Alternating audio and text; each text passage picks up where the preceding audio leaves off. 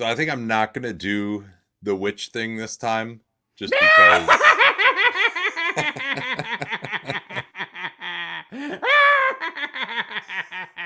Nobody expects the witch to come from Atlanta.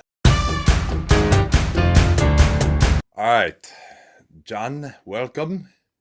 We first begin with the ceremonial making of the faces. I shall begin.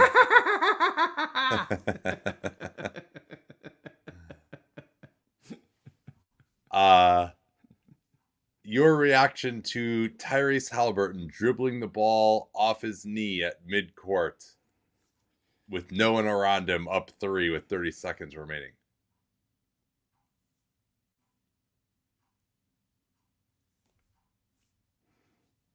All right, would you care to suggest one? Your reaction to Indiana not advancing the ball with 10 seconds left. Because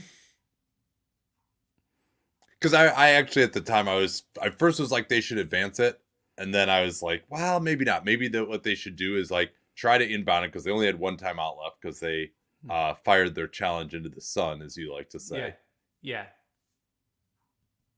And then I was like, well, but on the live show, I was like, yeah, try to inbound it, but call it liberally. And they did not.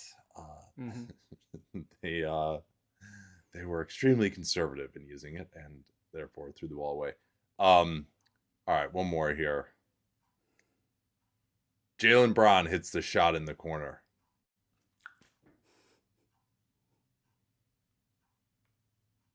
All right, that was good. Okay, let's get started here. So I think I'm not going to do the witch thing this time, just because...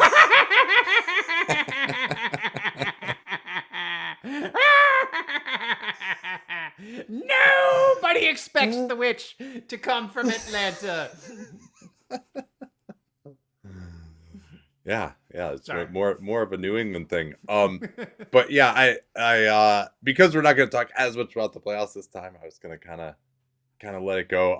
But I guess since we're on the topic, what would you say is the most crucible-y series that we've had so far? Ooh. I thought Denver, Minnesota.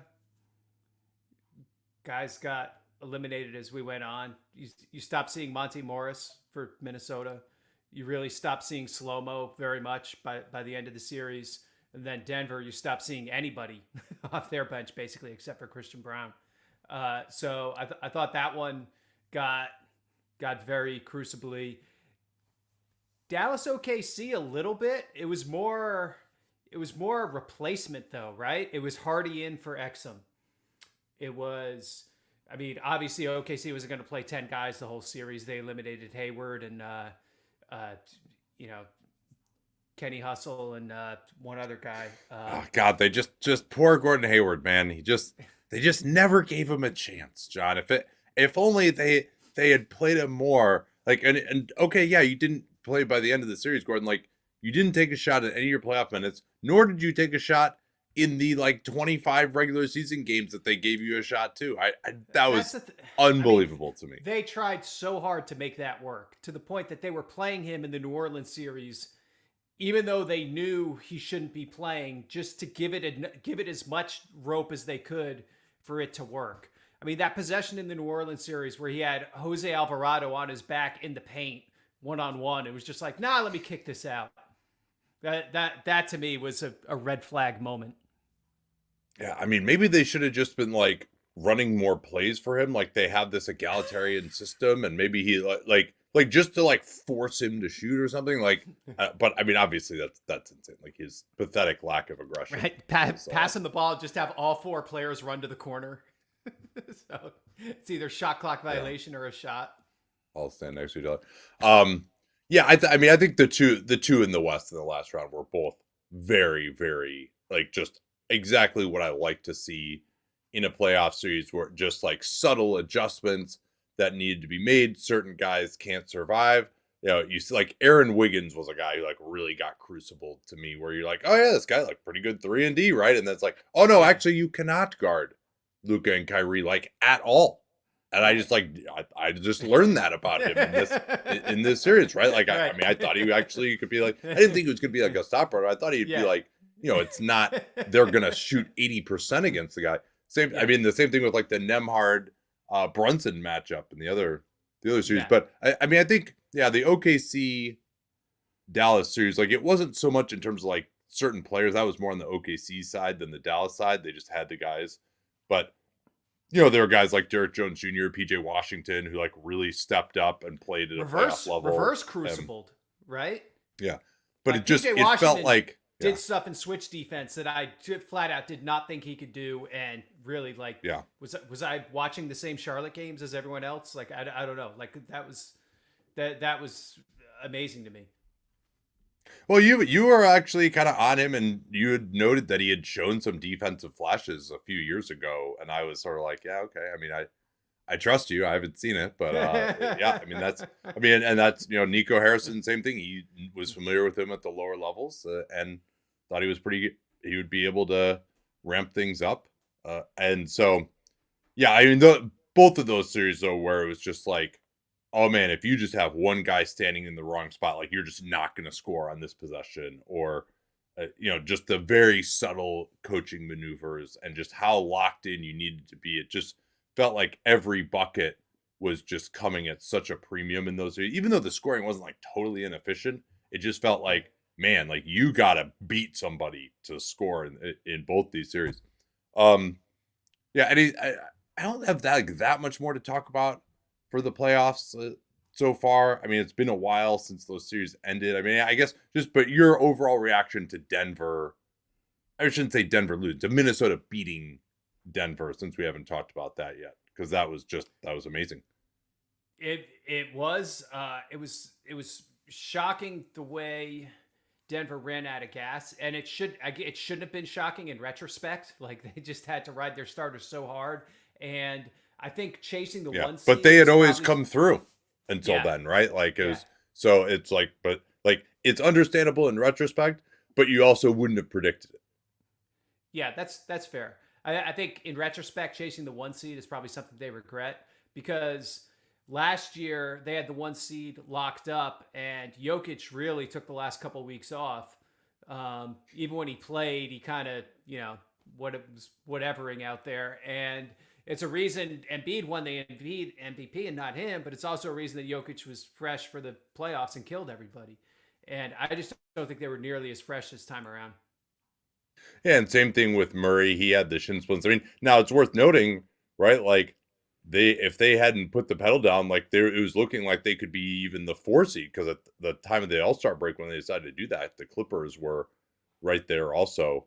But yeah, I mean, my biggest takeaway from that series, and also the Knicks Pacers series, is just like how unbelievably physical this game has become, and just like how tiring it is. And when you really just go through a whole season when there's the 65 game rule, and like you're actually fighting for seeding position, which you have to do too with the play in, and in the like as good as the West was this year. Like I think the fact that the Celtics were able to be effective even when they rested guys, and B, just weren't challenged in the East or even for home court advantage overall, is going to end up being a massive advantage for them.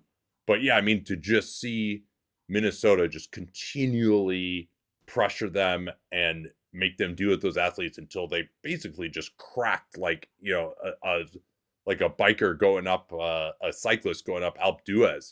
They just like completely ran out of gas in that game 7. Yeah, it was and you could see it. You could feel it through the TV. It was incredible. Yeah, I mean, Jokic in particular. I think they should have probably tried to get him a little bit more rest. The fact that Minnesota was getting right back into it right at the time you would have rested him, I think ended up being a killer for them.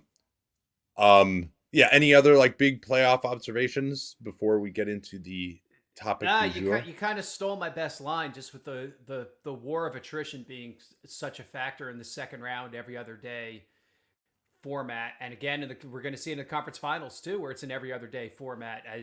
Can Is this something that Luka and Kyrie can survive? Is this something where Indiana can wear down another team if they just manage to take a game or two early and take it to 6 or 7? Can they wear down Boston the way they wore down the Knicks?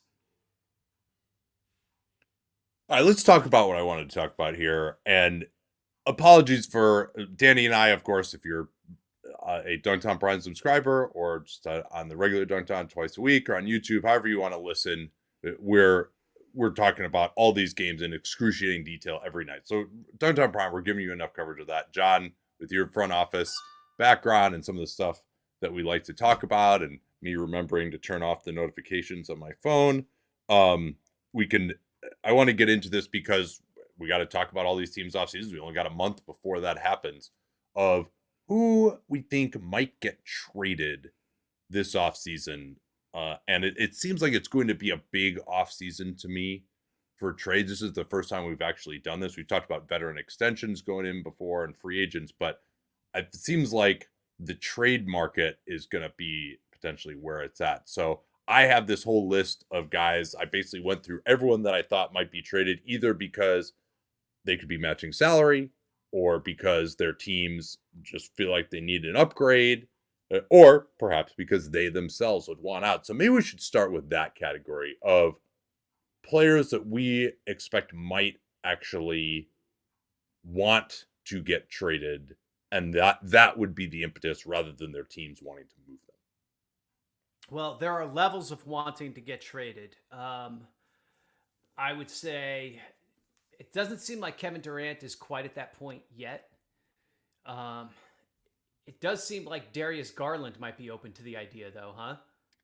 Well, yeah, either Garland or Mitchell, right?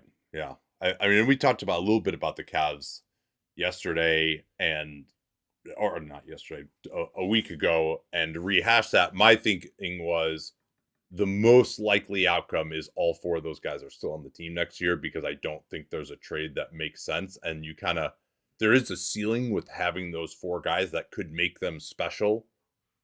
Because as soon as you trade Darius Garland, then you need a secondary ball handler. You can't have Donovan Mitchell be the only guy on the team. So yeah, sure, it'd be great to trade Darius Garland and get a wing who's really good, who, oh, by the way, also doesn't cost that much. Yeah. Right? Because they got to pay Evan Mobley and they got to maybe pay Jared Allen. So, I mean, a lot of people are predicting that neither of those guys or one of those guys, Mitchell or Garland, won't be on the team. They'll certainly explore with Garland. I'm just not sure that there is a trade that makes them better, particularly because you're trading Garland at an nadir. Yeah. In fact, I mean, the guy who's going to have probably the most trade value is Jared Allen. That might be the most interesting trade guy, because they might be able to trade him for a wing, leaves them with a more coherent roster when they're done. It does, but does New Orleans want to trade Trey Murphy for Jared Allen? I don't think they would do that, right? I think like a team who, I have Jared Allen. Let's see, I ranked him as my number 13 center. I'm sure I would make some changes to that from 2 months ago now, but whatever, that seems about right. I don't think you're getting the number 13 small forward for him.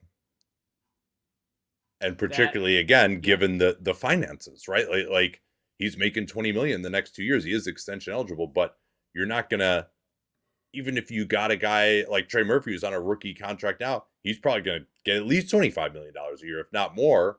And their salary structure with Mitchell and Garland and Evan Mobley needing a near max deal, like that's not going to support that either. So I'm not saying something isn't going to happen, but I don't see an obvious one at all there. It's always tougher to trade fives because who needs one, right? Yeah. That's the issue. You run into the question of who needs one. I mean, New Orleans obviously is a team that does need one, but then do they have the right things to send back to Cleveland? I mean, is like Dyson Daniels and like that Lakers pick, is that getting it done? Like I don't know that it would, right? Like it's not the right package for where Cleveland is. It's not that it's not a fair package, it's that Cleveland's in win now mode, so that package doesn't do anything for them unless they can repackage it to a third team to get what they want. All right, here, my turn to bring someone up. Let's go back to DeJounte Murray again. It Yeah. seemed like there just wasn't a team out there that was willing to give them enough at the deadline. Trae Young is also, of course, on this list, and the Hawks got the number 1 pick. So how does that all I mean, we can talk about what you would accept for those guys if you're Atlanta, which one of those guys you'd prefer to trade, how getting the number 1 pick affects all of this analysis. Well, ironically for the Hawks, the way the number 1 pick affects the analysis is they're definitely in the tax unless they do something, which means they actually have to do something for the first time ever, or at least since they traded John Collins. Oh no, they dumped somebody. Hey, I mean that they'll just do that again, right? Yeah.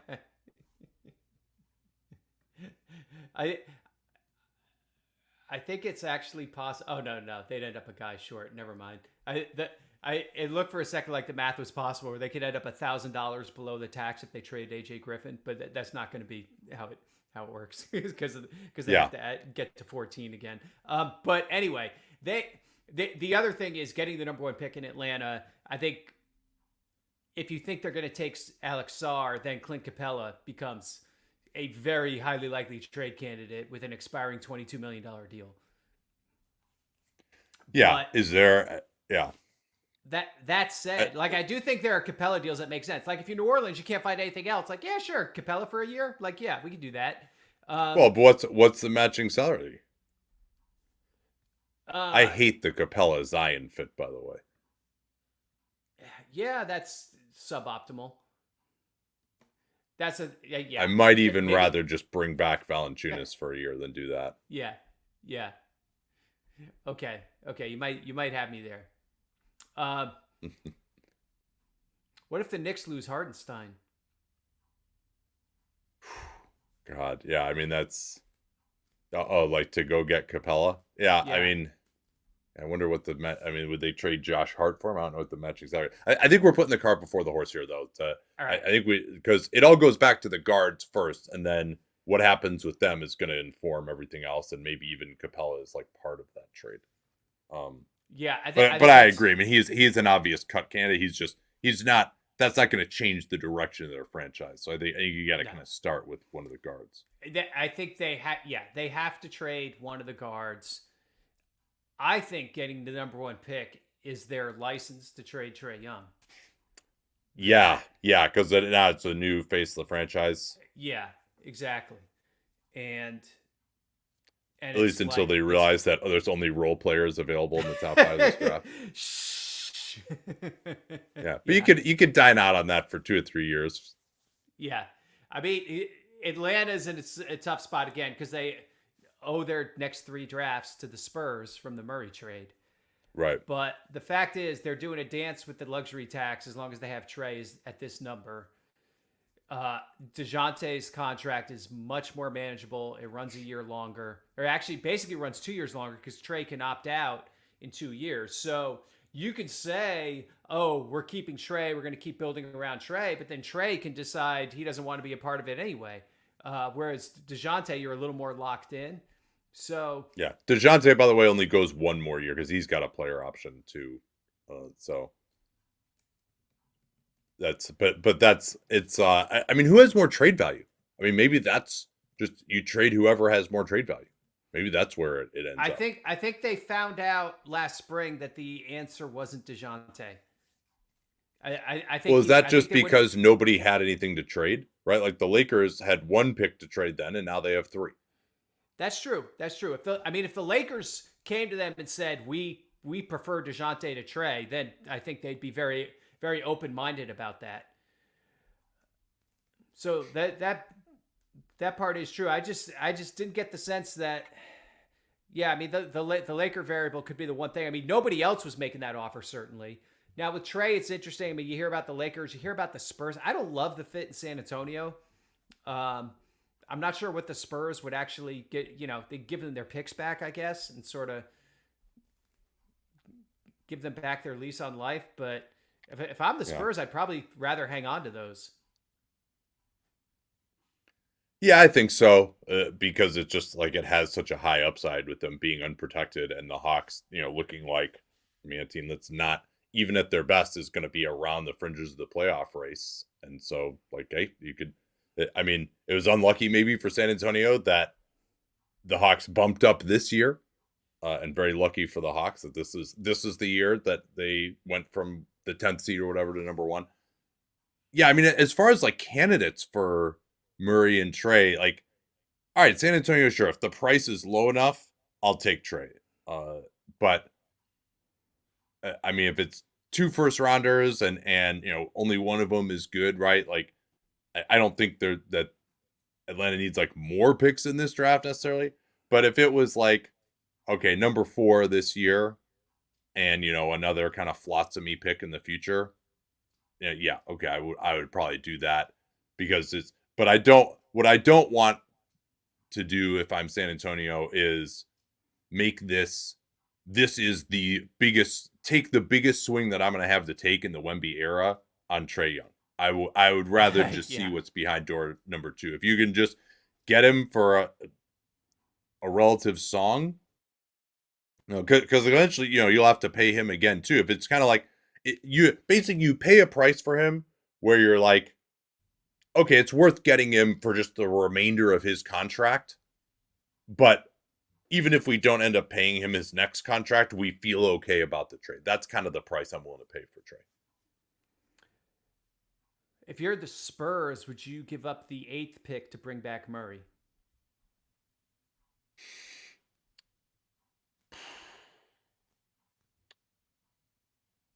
Yeah, I mean, I'm trying to think of like they have to do something at point guard. You would think. I mean, next year's draft is fantastic. I don't know how much better they want to be. The West is going to be brutal, but I mean, they're still going to win games. The East still does exist.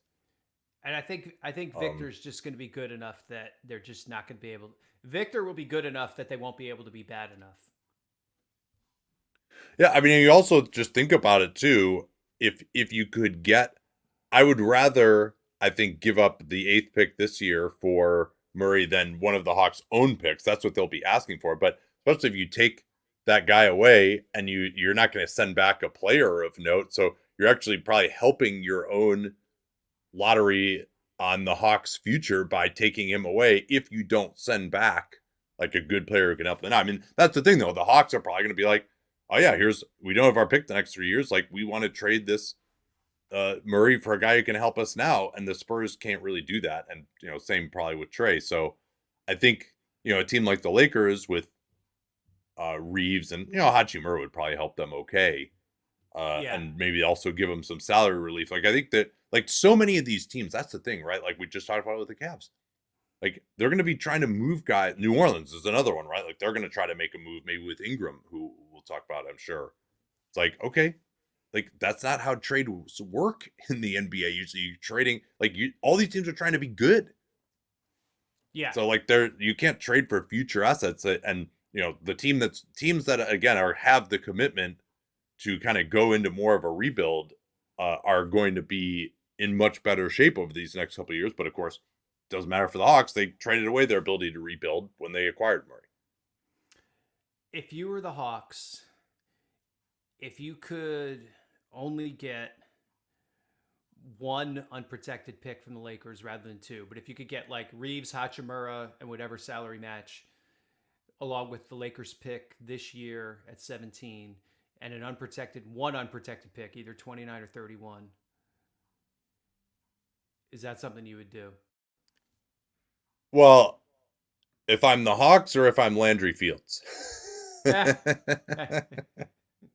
Right? Like, Landry Fields trading for an unprotected 2029 and 2031 pick is not really gonna, like, it's probably not gonna save your job, right? Like, you need to like show progress or whatever.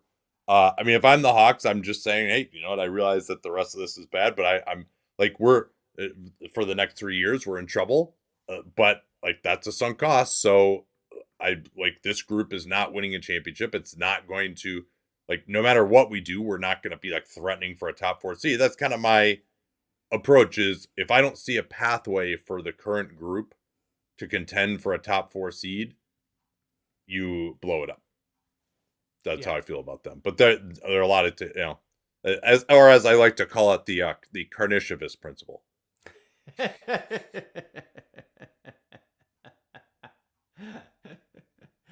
The Carnivorous corollary. We'll call it that. Get some semi alliteration there. See, the You Hawks can write being the corollary Hawks, with a K. the scenario you cannot rule out is that they make all kinds of calls and end up running it back with the same team. And even like I said, right? Like, well, so let's try to be a little more structured here on all these guys. What's your price for moving these guys?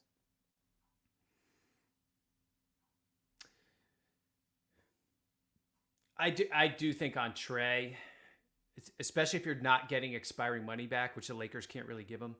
I do think you have to get 3 first-round picks. I think DeJounte, you can lower the bar a little more. I know they played almost as well with DeJounte when Trey was out late in the year, but that's March basketball. There's a lot of shit games in there. It's just different. Yeah, yeah. The idea that DeJounte is better than Trey, I don't subscribe. Yeah, yeah. It's more. Would you rather have DeJounte at $25 million than Trey at $43 million? And would you rather have DeJounte? Yeah. Well, and DeJounte's a better complementary player too, right? Like Trey is just like he Treyizes the game on both ends. Yeah, exactly. Or Treyzes it. But yeah, I mean, I think I probably, because there's also the possibility, like Trey didn't have a great year this year. He hasn't really improved over the last 2-3 years, I would say. His overall perception in the game has gone down. There's a thought that he could be the best player in a conference finals team. I think that's not really true unless it's 2021. He's 26 right now. Contract is getting longer. Like there is a little bit of an option of a feeling that like, yeah, okay, he didn't have a great year, but there's also a possibility you just won't be able to trade him for anything after this. So maybe you just put them both on the market, and whichever one gives you get a better offer for, you trade for that guy. I mean, I would trade them both, honestly. I think not worry about being good the next 3 years. I think they're both at probably the max trade value they'll be. So I would just move them. But yeah, I mean, I think that kind of, 2 first-round picks that have some upside. I mean, that's probably about it, and maybe slightly higher for Trey. Yeah, I do think they'll take calls on both. But I have a different approach, of course, than the Hawks are going to. Yeah, so we need to talk about Jimmy Butler in Miami because Pat Riley said he's not going to be traded. End of story.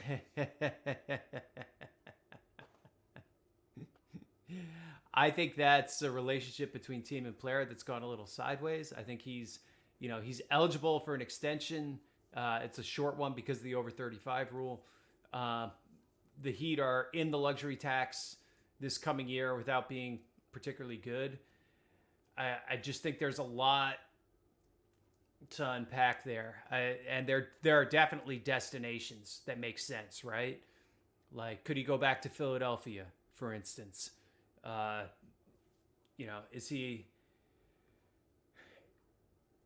Is he a guy that one of these other win now teams might look at as a quasi savior? Is he somebody that like Cleveland could look at and be like, okay, like we'll just roll the dice because we need to get over the hump. What do you think? Well, you run into the circumstance again of this kind of being a win now group in Miami, although they are again like very expensive for as good of a team they are, and maybe that we have seen the Arizons kind of have a limit with that kind of stuff. But for Pat Riley in his late 70s, it just seems like, again, there's not really a move that's going to like, other than just like, I mean, you adding to Jimmy Butler is what they're going to try to do. I don't know if they can, but I think they probably just don't do the extension and try to add somebody else and then kind of see how it goes from there. I mean, he's got 1 year left on his deal, but he also has that a pretty big player option. Yeah. I think it would be, they're not going to give him that max extension. No way. I mean, it's the over 38 rule now. It started off as the over 35 rule, but I mean but it would take him up to there. So that is the most he can extend. I think their is 1 desired year. end game is to turn Jimmy Butler into somebody who isn't Jimmy Butler, but is roughly as good as Jimmy Butler.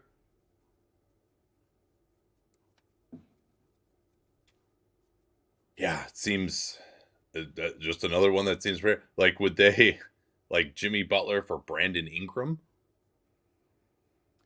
Yeah, That's probably I even worse for the Pels. From a spacing perspective, but maybe that Butler could be more realistic playing next to Zion as the 4 and Zion as the 5. the the other thing that hurts is that sign and trades are off limits for a lot of these teams now because Right. one of the things you look at is like, oh, what about a Jimmy Butler sign and trade for Paul George?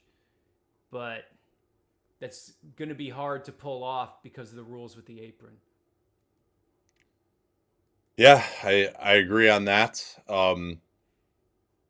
It does seem like Butler Butler and Philly seems to make sense, and it also would like if Miami decides that they want to go more of a rebuilding route, like sure, absolutely. I think he would be a good fit in Philly. Philly just throws everything into the deal. If of course, I mean, if you're Philly, you'd rather get Paul George first because it doesn't cost you anything Yeah.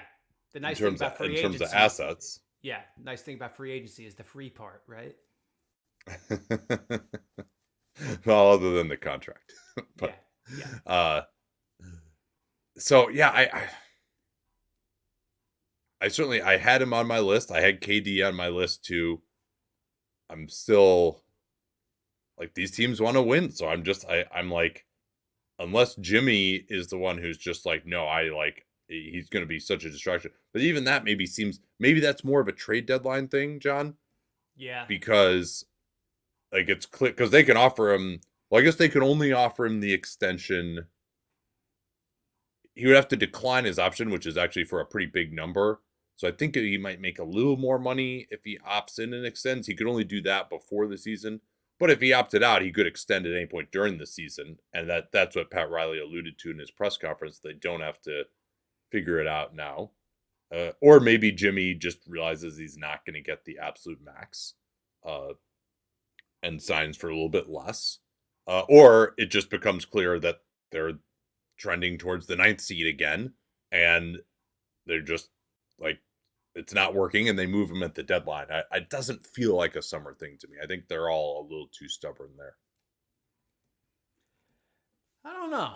I I just I mean, yeah, this is not based on talking to anyone. So if you feel yeah. like based on I your, I just don't know if Jimmy and the hashtag heat culture are quite as much of a fit as people presume. I mean, that may not be true, but it's also just like they would like to try and win. Yeah, yeah, So that's a yeah, yeah. The ideal scenario for destroying the internet would be a disgruntled Jimmy and a disgruntled Kevin Durant both demanding trades at midseason and being swapped for each other. what about Butler and Golden State? Like Kuminga and Wiggins for Butler, Oh something wow, along those lines. Right, wow. like Golden State is interesting in some of these discussions because they actually have guys who would help Hmm. teams, right? Like Kuminga, you can talk yourself into him getting a lot better. Like Pajemski, at least is a guy who would be at least be in your rotation. Moody, Yeah, maybe a team sees him as like a future starter at the 2, if not right away. And then Wiggins is someone that the teams. I mean, as much as Wiggins disappointed this year, like he still is a guy who can shoot okay and defend his position pretty well. And so like he still is an in demand player. Like he helps the team, even if uh, you know at least you could talk yourself into that possibly. So like the Warriors do have, and then they have the picks as well. So like for the Cavs, I don't know that either of their guys fit that one Golden State. Like, do they want to bring in Jared Allen and trade Andrew Wiggins and a pick for him? Like, I don't know how the great that is, but uh, they have guys at interesting positions that they could move. yeah. I think Moody is a guy that I wonder if another team is going to try to body snatch this summer. for like a future second, knowing that Golden State probably won't extend him, and not really knowing how much he's even going to play there this year. Because the Warriors seem more down on him than I would be based on his play, let's say. Yeah, I think he's has the potential to be a starting level of shooting guard. So, all right, so Jimmy, who are some other? I mean, Karl Anthony Towns. I think we can probably take him off the list at this point. I think the only way Towns gets traded if there's like a cheapathon going on because of the Minnesota ownership thing, right? And even then, like if Minnesota's own, if whether it's Taylor or A-Rod, if they truly had to cheap out, I think they would try to trade Jaden McDaniels first. Yeah, I mean, I don't think it's going to be like the new tax rules don't come into effect until the year after next. So from just a pure cost standpoint, it's reasonable. They might get their draft pick frozen in the second apron. I mean, if they're as good as they made it to the conference finals, like they got a pretty darn good shot to make it to the NBA finals. It's just particularly because it seems like PR is half of this ownership battle. It would be shocking to me at this point, even for Glenn Taylor. Yeah, and the way the league is set up now is it's almost like you make a 2-year run at the second apron and then you pull back. And Minnesota is set up to do that exact thing. Yeah, but the 2-year run at the second apron that starts next year. Exactly. Yeah. All right, who else on this list piques your interest?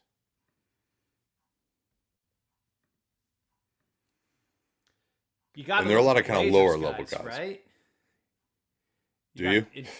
I said that at the trade deadline, but yeah, right. Certainly Simons, Jeremy Grant, Malcolm Brogdon, Robert Williams. Yeah, right? I mean Brogdon. It seems like because the Blazers are like Hawks West in terms of their costs. Like they are basically like right at the tax. Like they pretty much have to move one of those guys.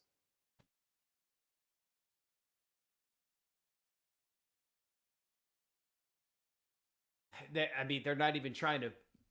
They're not even trying to win. So what does it do to? Oh no, they want to take a Houston-esque leap next year, John.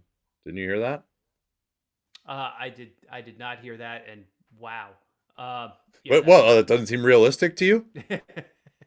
With no salary cap flexibility and a non-free agent destination, and you don't think that they could be a 500 team next year with a How dare you +2 net rating? Sully the name of the city of Portland like that. Oh, I mean, they got great coffee and great food. Just because it rains all winter and has high taxes, you think NBA players don't want to go there? No, in all seriousness, yeah, their cap situation is really bad. They seem committed to the idea of DeAndre Ayton, and I don't know what they could get for him anyway. But Jeremy Grant, I mean, on that contract right now for like a win now team, he makes a lot of sense. And they have to move off some of this money. Anthony Simons, I don't know how he fits with Scoot and Shaedon Sharpe unless he's coming off the bench as a sixth man. Like I think that's his best role, especially on a good team. He's kind of overpaid for what that is. But as long as you have two guys on rookie contracts next to him, I guess it doesn't hurt that much. And then Brogdon, I mean, expiring money, 22 and a half. Like, what are we doing here? Like, why is he still there? Yeah, and I would be less skeptical of it all if it seemed like they didn't just hold on to these guys at the deadline and not even explore their value. But maybe, again, there was a feeling that just teams have a lot more to trade in this offseason. But yeah, I mean, if they don't at least listen on all three of these guys, it's unbelievable insanity. I'd be shocked if they started the season with all these guys still there. I mean, that would be fairly unbelievable. Yeah, well, I thought it was fairly unbelievable after the trade deadline too that all three of them were still there. What would have to happen for Atlanta to make a trade with Portland? Oh man. Yeah, well, a third team would have to get involved for money savings. A third team would have to get involved and make the trade for them both. No, I mean just in terms of Yeah. how reluctant each team has been to pull the trigger. Yeah. Well, I will say, I mean, I think Portland's done a pretty good job. They did a pretty good job on the Dame trade. It's not looking as good now. It would probably look better if they hadn't included the Ayton component, but and then Rob Williams got hurt too. But I thought just in Yeah. terms of like the pure value, they did okay. I'm still feeling pretty good about those Bucks picks 5 years from now or whatever it is. Yeah, Rob Williams. I don't think they'll trade him. I think they like him, and also just like if he could rehab his value and show that he's good Exactly. again, like the team might trade for him. Like right now, there's no point in making that deal.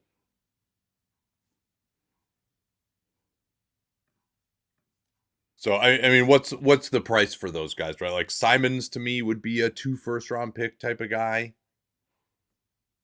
Boy, if I could get 2 first-round picks for Simons, I mean, You got to take back some shit too, probably. I am running to the phone. Yeah. Get in the queue at the league office right away before they change their mind. Well, like he's good. He's a quality star. Like I have him ranked as like my number 14 point guard, and he's under contract for I guess 2 more years at a reasonable number. Like it's not like 2 good firsts, but like 2 firsts for a good team. I don't know. I guess I don't value him quite as highly, I guess. Yeah, there are only certain teams that he fits well on. Right? Because he's below that kind of superstar level. But the fact that he can play off the ball more than your typical point guard is useful. Like I've always loved his fit in Orlando. Oh. And I think he's from there too. That's a good one. Yeah, because you're Orlando. I mean, they have so much cap room, and they gotta push in now, right? Like enough with the being patient and whatever. Yeah, and like they could include Anthony Black in that trade, and then maybe they, Anthony Black and their first rounder this year. Is that getting you there? That's a conversation. Yeah. Yeah. I mean, Black, I think actually would be a good fit, like in the long term as a third guard in Portland, or even could play some 3 for them too in certain lineups. Yeah. Throw in Jet Howard as a couple of sprinkles on the Sunday. Worst condiment ever, by the way. Sprinkles. When I did my food podcast with my sister, I ranked sprinkles as the 3rd worst condiment that exists. Yeah, that's a good call. That's right down there. Yeah. No, I a lot of respect for that take. Yeah. Like if you love like picking sprinkles out of your molars about 6 hours later, like go ahead. It's a great condiment. Jeremy Grant, what do you think his value is? Like 1 first? Yeah, it depends what the bad salary is coming back. Yeah, you're definitely getting bad salary with it. But he's kind of on the back end. He's maybe not great salary himself, but yeah. But you could maybe see it getting a 2 if it's like at the draft, a team's 2024 pick that is expected to be good, and then their 2025. All right, like that they could be like kind of similar to like what that Robert Covington package was, where you give up 2 picks, but it's not just like screwing you over for the future of stepping in. Now, how many teams that are trying to be good even have their 24 and 25 first round picks right now? Not that many, but he does kind of fit anywhere.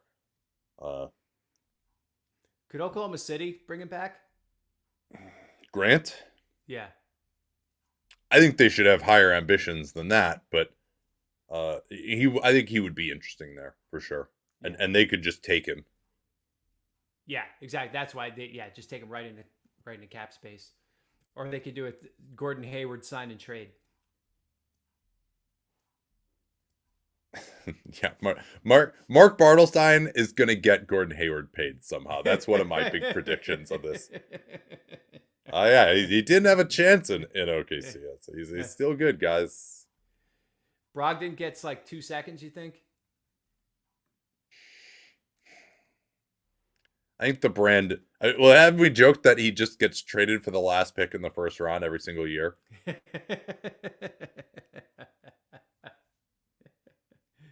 So I think that's What's he got? Does he have 1 year or 2 left? Let me has double check that. 1 year left at 22. Only 1 year left. Yeah.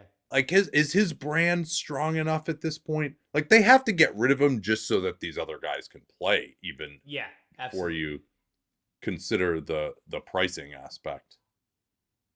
But yeah, I mean that's absolutely insane that I project the Blazers to be $6.5 million over the tax with the players that they have in their roster plus their draft picks right now. Yeah. That's unbelievable for a team this bad. And almost none of that is dead money. It's a crazy thing. Matisse Thybulle is another guy I would be looking to gauge the value on. He's got 1 year left at $11 million plus a player option. Dallas did sign him. I got him on there too. Sheet. Yeah, he cannot be traded until the 1 year anniversary of that, but that approacheth.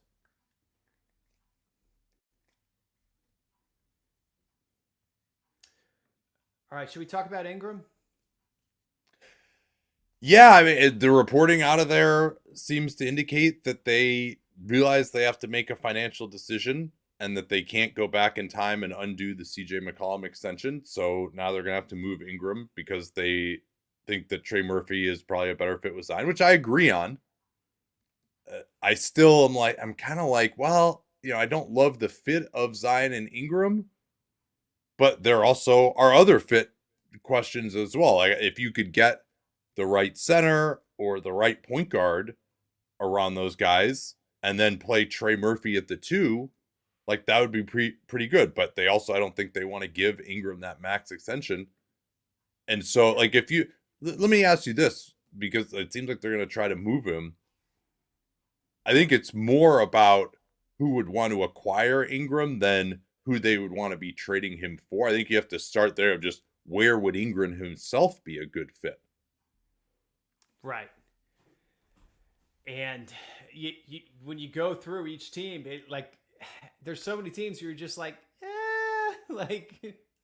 maybe. Well, and also the financial component too. I'm sure New Orleans would love to get some salary relief. Yeah. But but then of course they're going to be looking for guys who can play as well. Like they need a center. They'll immediately need another wing. Maybe if they move Ingram and get salary relief, they can afford to re-sign Najee Marshall, and he kind of takes on a larger role. What do you think about Ingram in Utah? Well, Utah. I mean, they're going to use most of their cap space on Markkanen. Yeah, I wonder what Danny Ainge thinks of him. Yeah, it's like, it's okay, I guess. They don't have a lot of long-term salary commitment, but then, so if the core of your team is now Markkanen and Ingram, those guys aren't a bad fit together offensively, but those are your 2 guys on max contracts, and then you just keep drafting all the draft picks that you have until you come up with somebody else. I guess, I think to me that's not like Ingram is, he's one of the best players that you're going to trade for. You also have to find out, see that Ingram has control over this process too, because he can just say, I'm not going to re-sign. He only has 1 year left on his deal. Yeah. But I think he's low enough on the totem pole that if a team is like, yeah, we'll give you a max extension for 30% of the salary cap for 4 years, he should and will just take that. Is he good enough to be a target for Philadelphia?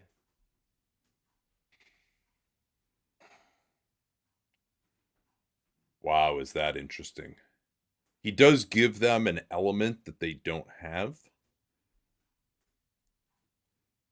He doesn't make like that much right now. They could still even probably sign one more guy who would be like, a starter level player and room exception. Now, but then again, like they can't really send back a player for New Orleans. Like, does it get to the point in New Orleans? Because David Griffin was like, we don't believe this mix has worked. We have to make major changes. Like, that doesn't sound like someone who, like, it sounds like he's got some pressure on. Willie Green's got some pressure on. Like, they don't want to take a step back. It's just like, that's the hardest thing about all these. It's just like, these are not teams where it's like, all right, it just hasn't worked. This guy's at the end of his contract. We just got to move. right? Like You those are got the easy ones. Yeah. So, because if you're doing this deal with Philly, you're really doing a three-way trade where you're taking your $36 million trade exception and getting something with it. You're getting a player for Now, $50 maybe million. they could do that. Maybe they could do that because they have their own kind of draft pick stuff going forward. They got some young players. But that also doesn't give them the salary relief they need with Murphy's extension kicking in next offseason. Yeah, it's a tricky needle to thread because you want something back, but Yeah. you still have to manage this salary game in the out years, and you're in a market where you just can't go in the tax. I mean, that CJ extension was just ludicrous. It was absolutely ludicrous that they did that at the end. I mean, it was bad enough to trade for it. People are like, oh yeah, they made the playoffs as the 9 seed. They congratulations, Paul George got COVID and you got to lose in 6 to an injured Suns team, which is like okay, that's the high water mark of this era. It looks great after you did that in a year when Zion was out for the year. Mm-hmm. And now it's like you're just paying a guy who's, a borderline starter and doesn't really defend next to 2 other guys who don't defend. Like that was the fit of him was never any good with those 2 guys. It was just like, oh, we need somebody here right now. And then they extended him to it and they also got lucky that the draft pick cost wasn't as bad because they did make the playoffs, which they probably didn't deserve to that year. Yeah, they got very fortunate on that. Exactly. Like they gave up. It should have been a lottery pick for him, and they just instead it ended up being this 2025 Bucks pick that it reverted to. So anyway, that's why they're in this massive financial crunch. If they didn't have CJ, they could probably just re-sign Ingram and deal with this later, and kind of go more of just a 3-and-D type of point guard. Yeah, because they still need to get a center somehow too. Yeah, they don't have a center. I mean, they have Larry Nance, and that's it under contract for next year. Yeah, and the only mechanism they have is the non-taxpayer mid-level exception or re-signing Valanciunas with bird rights. But yeah, that's probably gonna happen. Even though I think they would love to not do it, I just don't know how they. I mean, like I don't think they have the scratch for Hartenstein. I mean, would the Knicks be interested in Ingram? Doesn't seem that way, right? Like he's way too duplicative and worse than Brunson in terms of where they like to operate offensively. Yeah. And Ingram for Randall, Randall is not a good fit with Zion. Yeah, I mean, I want to just go. Yeah, so you said Utah. Who else would be interested in Ingram? Would the Raptors? Would the Memphis Grizzlies be interested in Ingram? Oh. I mean, I guess they got Bane and Ja already, so probably not. It's also because Ingram doesn't really defend that well. That's sort of the problem with his fit. But, would Brandon Clark, Marcus Smart, and, some future draft capital? I mean, they got the number 9 pick this year, too. Yeah. Yeah. So that would they consider that? I mean, I still think you're kind of. That's pretty tough when you got to re-sign Jaren also, but I mean that's a lot of talent on one team. That's interesting. You actually could do it with Clark and Kennard. You'd probably be too expensive though. You probably have to decline that Kennard option. Could OKC be an Ingram team? Man, I can't see that. I just think he's a worse version of Jalen Williams. Could Orlando be an Ingram team? Yeah, you see, I thought about them. They already have 2 forwards who handle the ball a lot. Yeah, that's kind of the problem, right? So you're either asking Franz to play 2 or you're asking Paolo to play 5, right? And you could. What about the Sacramento Kings? Yeah. I'm not sure that they have enough to send back that New Orleans would love. I don't think they would move Keegan Murray for him. I think that I think they have a little bit of a love fest with Murray, but like, is the 13th pick Kevin Herter? It would have to be like Herter and Barnes, I guess. I think where it ends, because the logical, quote unquote, logical trade is for some bad team that wants to start sniffing around the playoffs, like a Detroit or gulp Portland, Yeah. To get Ingram. He's just the perfect sort of player for that kind of team that has these limited ambitions where they just need someone to score with some size, but who's not really a guy who's going to get you much beyond the first round of the playoffs as one of the main guys. Yeah, I think Detroit's but a then team to New watch Orleans also, for all of these guys. Detroit's definitely going to be. I think so too, because they're just sick of losing. They're going to try to at least be average. But yeah, I mean, so who, sign and trade Fontecchio and Isaiah Stewart. Actually, like, not horrendous for New Orleans. But you just, because the question with these bad teams is, it's like, how does New Orleans actually like get a player back for him? Yeah.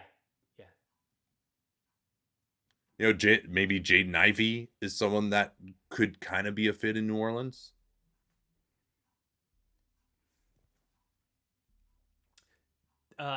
They also, there are some shenanigans they could potentially do where they pick up Fournier's option and like use cap room and then do a trade with Fournier and something else to match Ingram.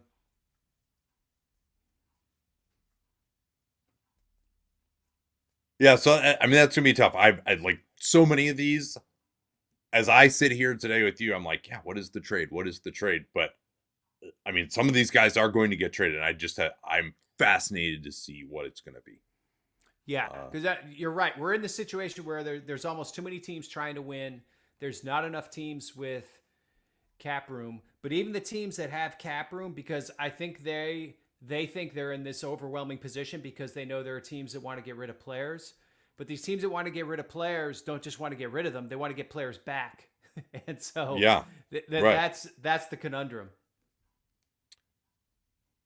Ingram does seem like kind of a bullsy player. Oh, wow. Oh. That would require the Chicago Bulls to complete a trade. Yeah. But like could Caruso be in that deal? Is that like a big appeal there for New Orleans? Bulls have their own salary issues. God, DeRozan and Ingram on the same team. I mean, maybe that leads to the Bulls letting DeRozan go. I don't know where he goes. Yeah, it'd be like Caruso and Ball, right? Yeah, although once he gets traded, then you can't get an injury exclusion on him. Yeah, and there's an insurance thing with that too that could complicate things too. Yeah, so it's just hard to find that right fit. What about would Toronto? I don't know if this makes a ton of sense for New Orleans. Like, is there something you could do with RJ Barrett for Ingram? I think they want to see what's going to happen with RJ, and he's Canadian and stuff. I don't know if Ingram's like that much of an upgrade over him. I love this dynamic. You propose stuff, and I say it's never going to work. This is a great podcast.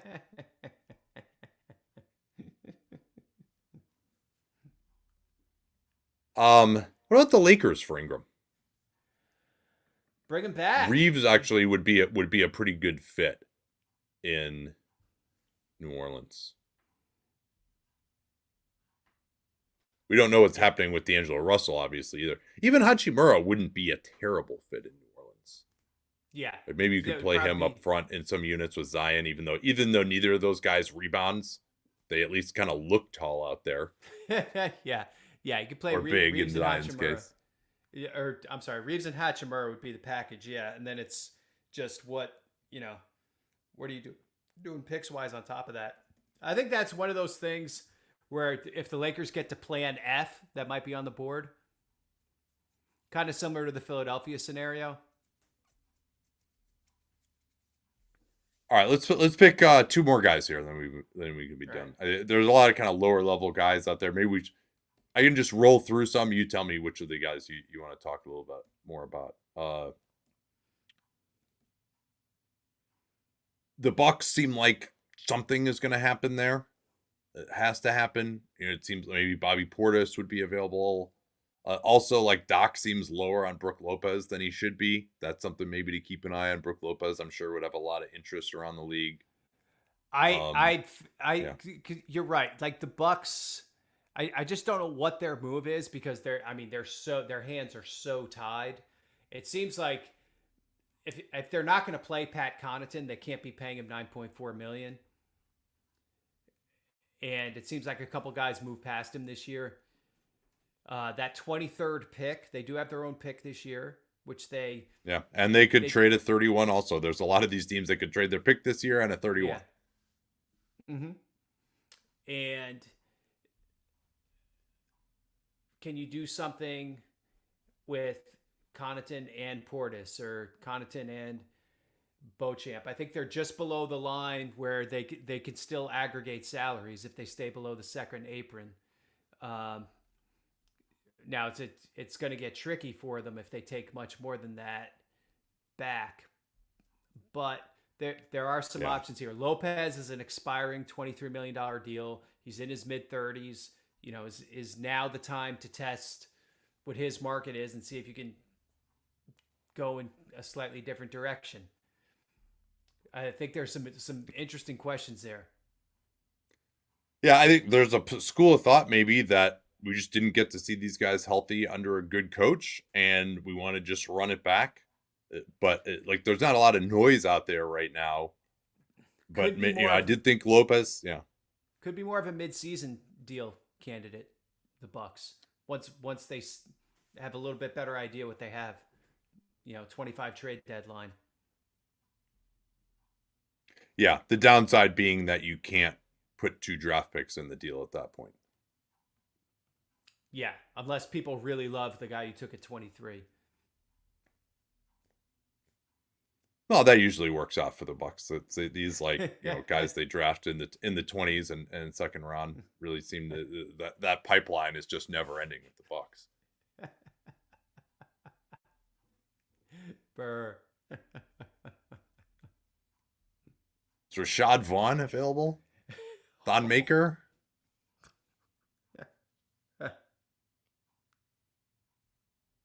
Could they trade to get Dante DiVincenzo back?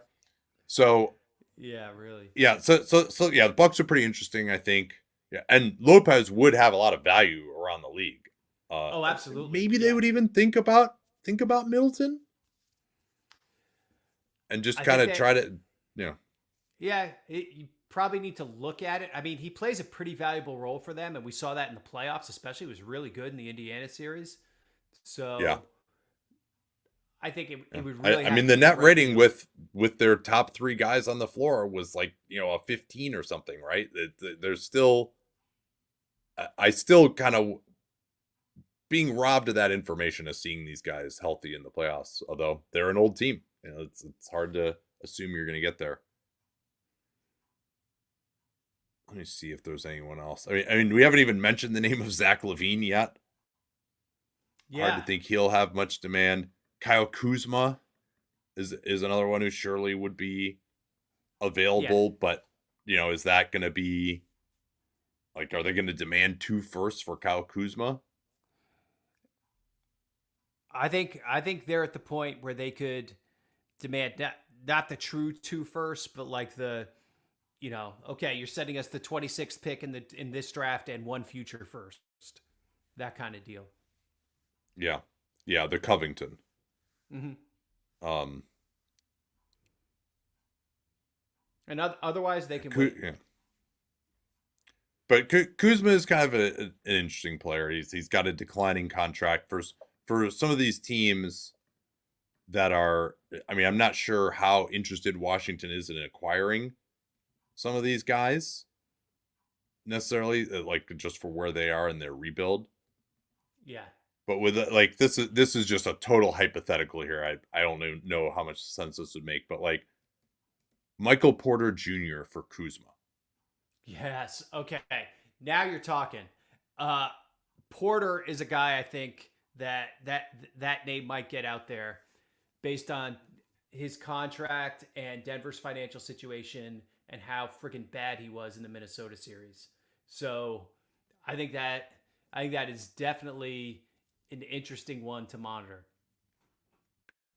What are you thinking right now after that series as Denver? Are you like, hey, we're gonna re-sign KCP, we're gonna pay, like this was an aberration, this is the toughest matchup for us in the league. We would have beaten everybody else. We just, a little better health, a little better chemistry, the young guys come through again. Let's not panic. Or are you like, nah, we need to move one of our 5 best players, which is really the only way you can make a significant change? I think you have. Here's the problem. The one issue with doing something with Porter or KCP, they already just don't shoot any threes in Denver. Yeah. And I just think it's going to get too critical unless you replace that shooting with some other shooting. And they had no shooting off the bench, which hurt them. Maybe if Julian Strother can get more minutes next year, that would offset that some. I've got some hope for him. Man, life would be a lot easier if they just weren't paying Zeke Naji $32 million over the next 4 years, though. Well, I think the thought there is just that he could be matching salary for something else. They just had no other matching salary to get someone else in. I think my feeling would be I'd just run it back and try to make some moves around the margin. Like they missed a ton of threes in that series.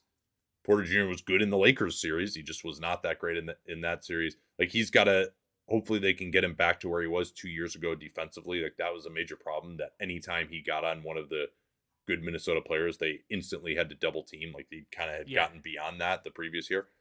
Although perhaps that is just indicative of the fact that they actually played harder competition this year too. But I think because this is yeah. They do have the 28th pick. They could potentially do something where it's like the pick Reggie Jackson and Zeke Naji, and they get something back that's like a real playoff player. Second apron, they would be hard capped at the second apron if they make that trade. Yes. I don't know if you can bring back KCP and make that trade financially. Yes, because KCP is likely to get more than the 15.4 he made. And then you have Murray. Yeah, unless they give him a 5-year deal. Maybe they just give him a 5-year deal. Right. They could do something like that where they just try to spread the money out that way. Yeah. That would be interesting.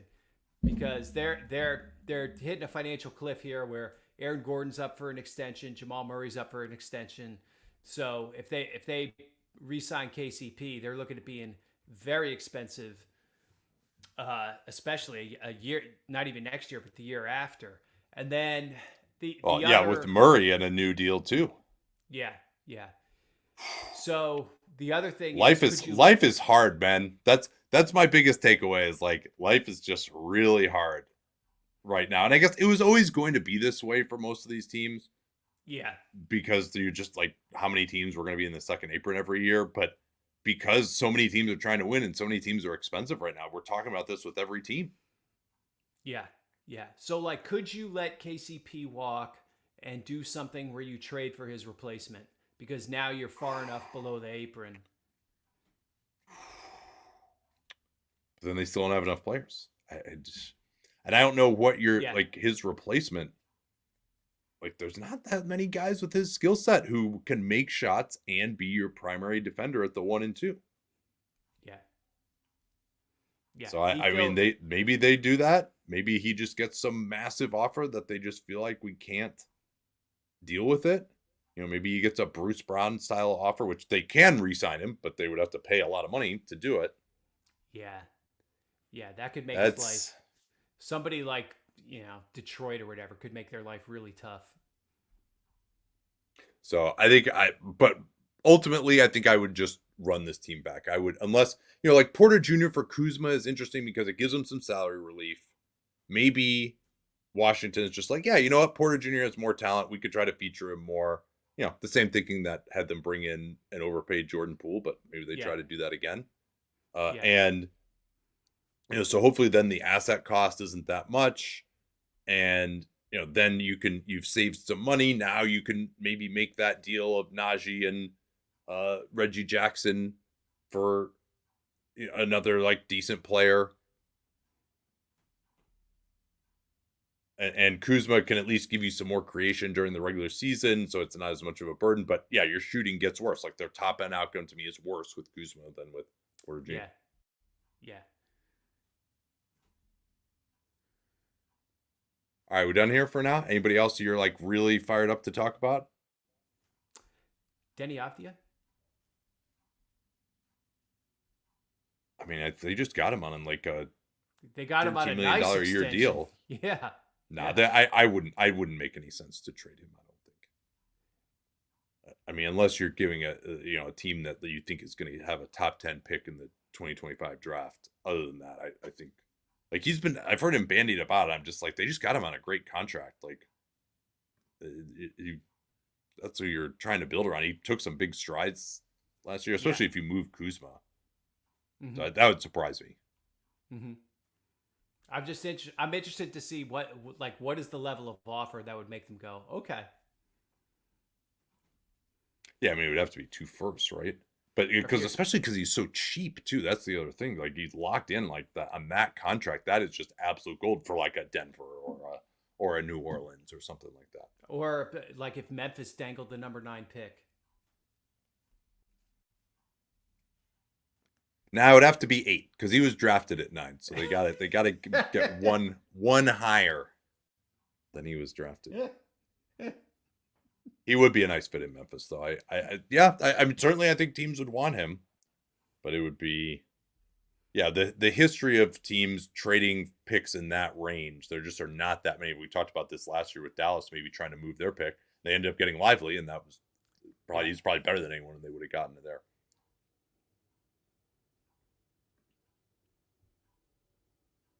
Yeah, I mean, there's a few other guys on this list too. But yeah, as far as like guys that just are bad teams that the team's gonna be looking to move, I mean Josh Giddey is someone who's obviously going to come up. Yes.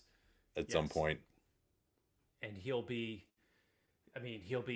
matching salary if nothing else. Like if Oklahoma City trades for a player, they have a bunch of cap room, but they might not have quite enough, so it might end up being like Josh Giddey, Ousmane Deng, Kenrich Williams. And then there's like $20 million afloat that they make up with cap space to get some random $30 million guy whose name we don't know yet. Yeah, I still think the number one approach from OKC is Paul George will pay you whatever you want. Come back. You had a great time here. That would be unbelievable. If he would do a 2-year deal, that would be perfect, right? Well, he wouldn't, obviously, but I mean, but they have enough draft. We talked about this before. I think they have enough draft picks that even if that turns into a bad contract 2 years from now, when the Chet and Jalen Williams extensions kick in, like they could just move him, to fix the finances if they needed to at that time. Yeah, they have enough draft picks to do that. All right, this probably has gone on as long as we have time for, but this was a lot of fun. And we got to talk about veteran extensions. Got to obviously talk about the free agent market as well. And we'll keep our toe in the actual basketball arena as well as that's going on. So we'll talk to you all next time. Thanks for listening.